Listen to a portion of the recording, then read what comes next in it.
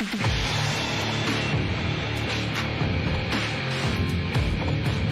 the words of the late George Carlin, BS is the glue that binds us together as a nation. Here comes a ton of it. It's time for BSing with Big Nate. Welcome into another edition of BSing with Big Nate. You know, this whole thing started because of the coronavirus. BSing with Big Nate is a product of the coronavirus. I took it upon myself when everyone was being quarantined. We were all kind of on lockdown. We were social distancing and thought, hey, I really need to do something fun. And there's a lot of people who are having to change their whole lives because of this virus. Let's talk to them. Now I'm talking to someone who's actually had it, and I feel like it's just about time. I've done 40-something episodes of this, and well, I didn't expect to be talking to a repeat offender, but I am joined by the lovely Chelsey Rene. Chelsey, how are you today? I am doing much better. I'm doing good. It's a good day.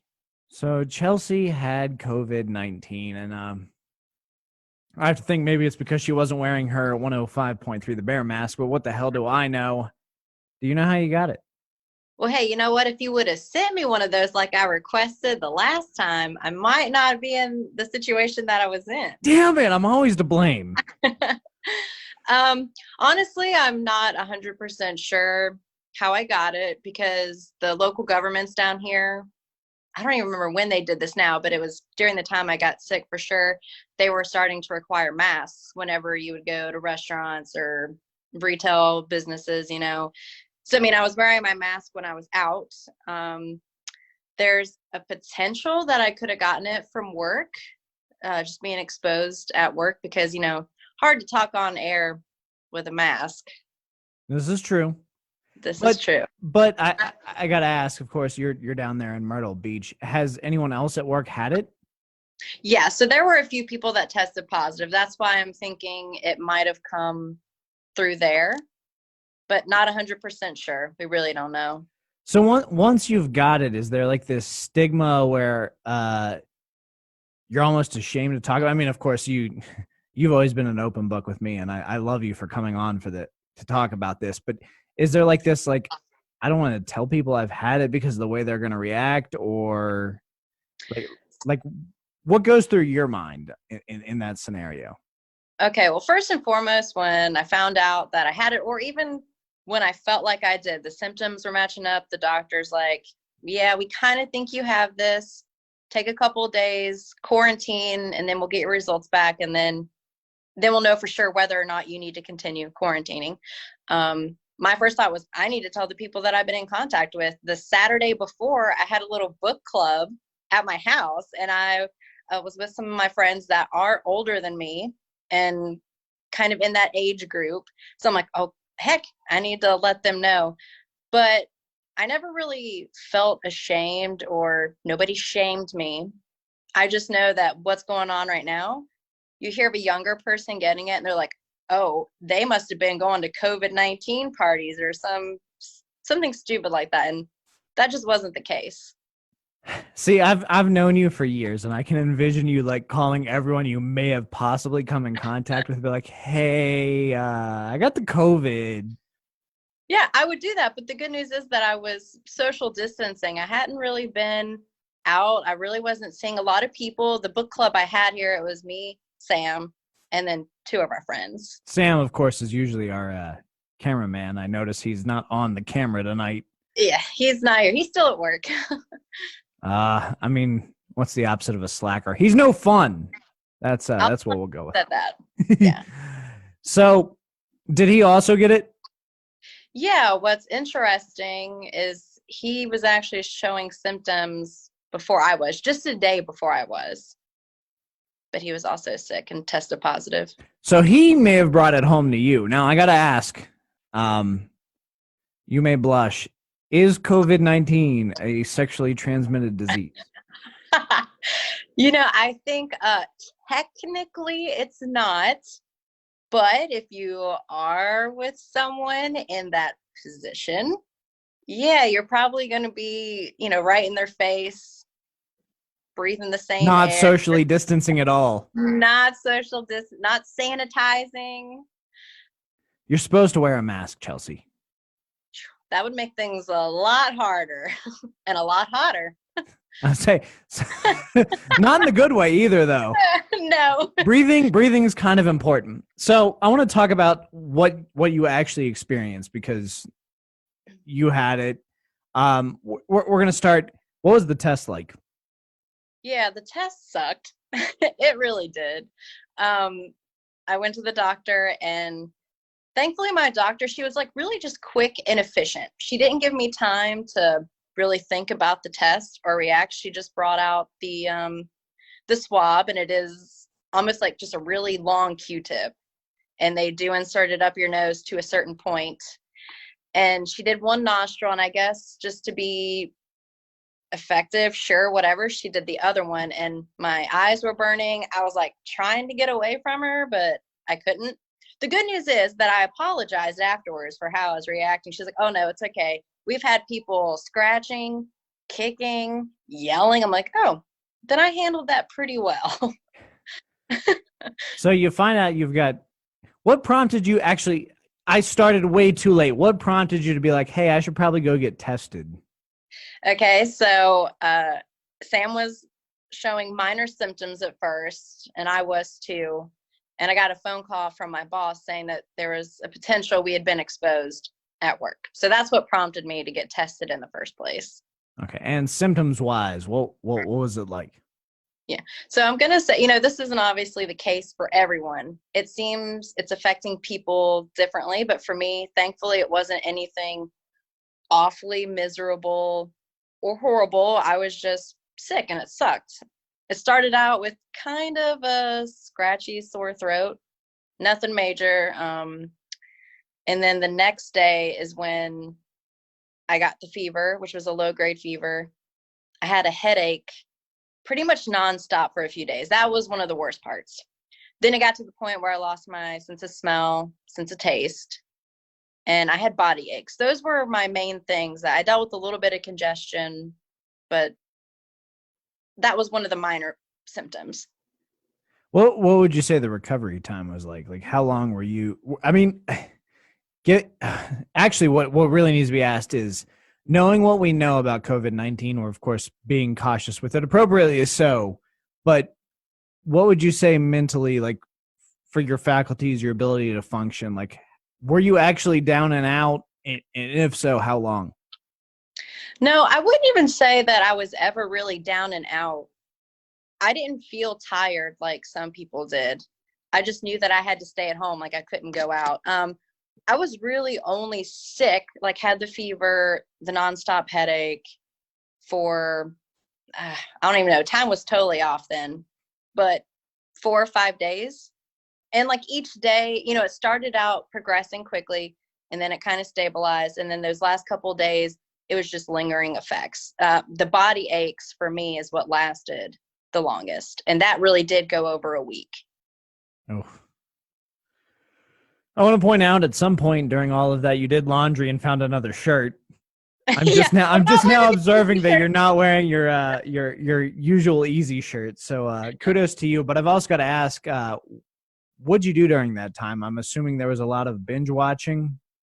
Big Nate, it was awful. You think to yourself, yeah, I don't have to go to work. I can catch up on all my programs. And in a sense you can, but you get sick and tired of it real quick. I did watch a lot of Netflix. I read a little. I slept a lot. Yeah.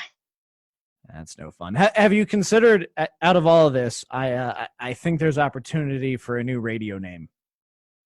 So you've been the queen of reinvention, kind of like Madonna. Oh, thank you. In the entire time I've known you, you've been Renee, Chelsey Rene, Chelsey Rene. And so I'm thinking maybe there's a new opportunity here. You could be Rona Renee.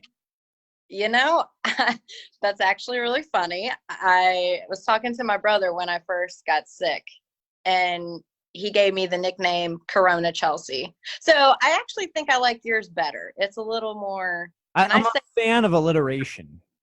Oh, yeah. Rona Renee is almost a superhero name. And like, I mean, you could go back. It could be a whole shtick.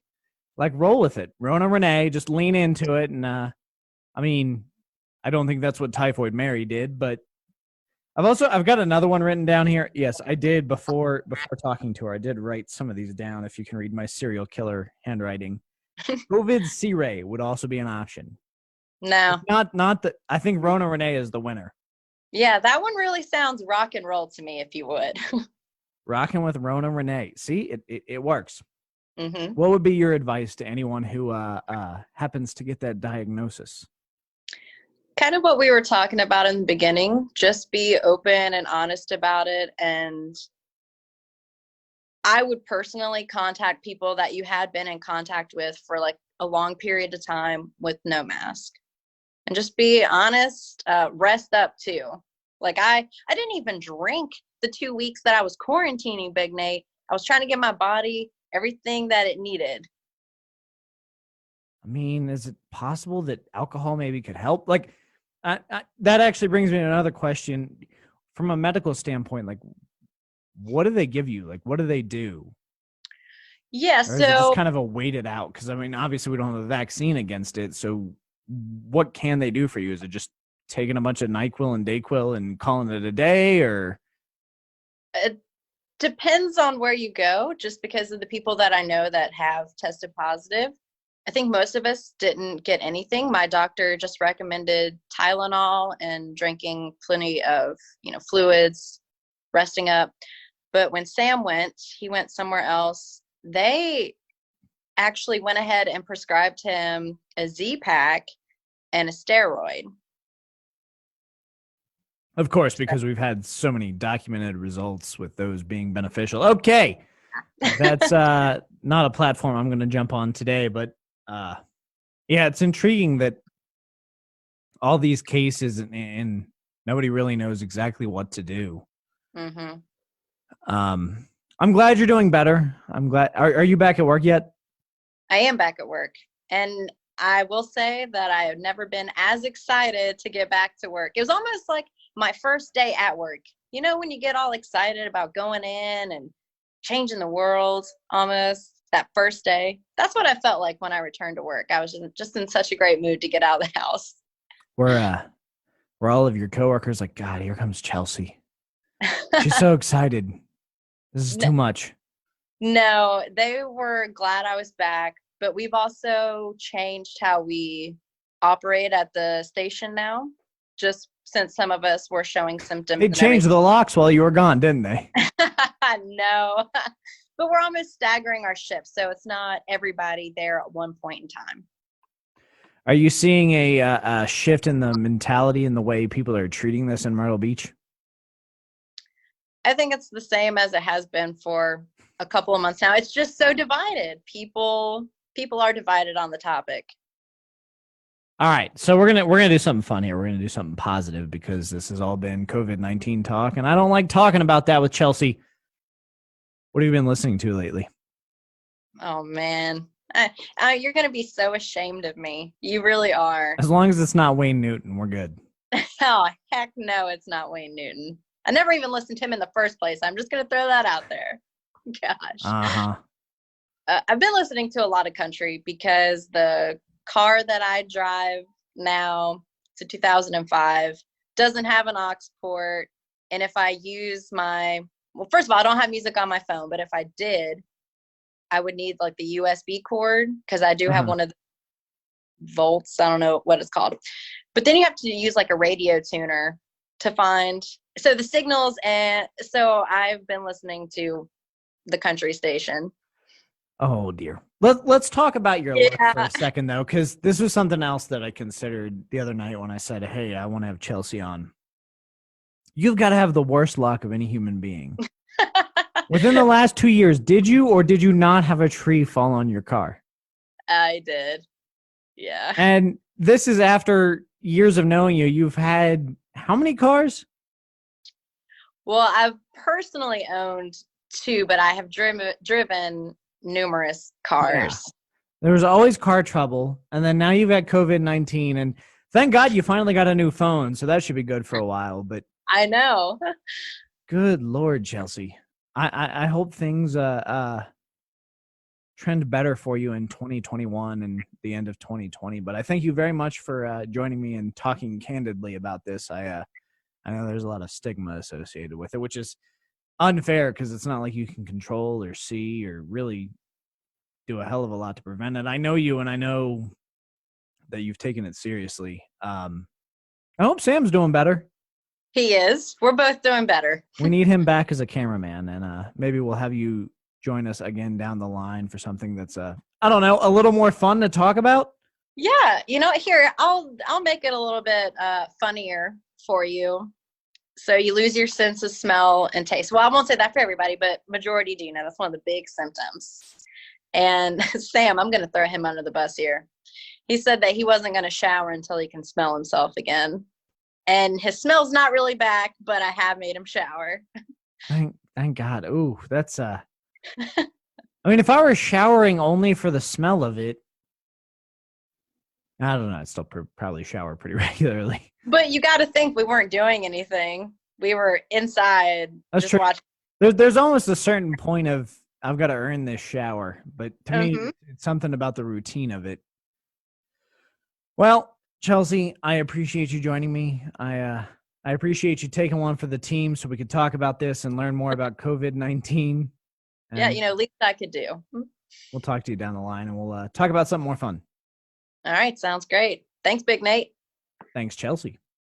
Rene Rene. Are you sick and tired of using those cheap, smelly blue masks? They always seem to break, and no matter what you try to do and fix it, it just doesn't work. Plus, they look horrendous, and they never fit quite right. There's gotta be a better mask! Now there is! Introducing the new limited edition 105.3 The Bear Mask. This 2-ply eco-friendly face cover is washable and reusable. And the best part about the new 105.3 The Bear Mask is that 100% of the proceeds benefit the Southwest Virginia COVID-19 Response Force. Get your new limited edition 105.3 The Bear Mask today.